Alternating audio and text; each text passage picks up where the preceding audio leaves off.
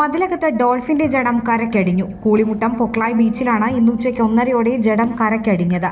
5 അടിയോളം വലിപ്പമുള്ള ഡോൾഫിന്റെ ജഡമാണ് കരക്കടിഞ്ഞത്. ബോട്ടിന്റെയോ മറ്റോ യന്ത്രഭാഗങ്ങൾ തട്ടി പരിക്കേറ്റ് ചത്ത് കരക്കടിഞ്ഞതാണെന്നാണ് സംശയം. വാർഡ് മെമ്പർ കെ ബിജുവിന്റെ നേതൃത്വത്തിൽ ജഡം സംസ്കരിച്ചു.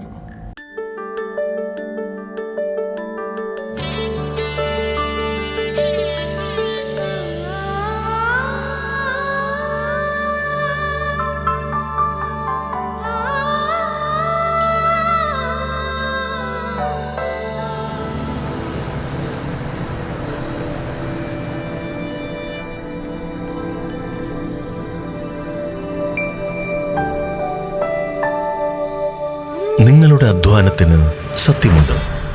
ഞങ്ങളുടെ സ്വർണത്തിനും.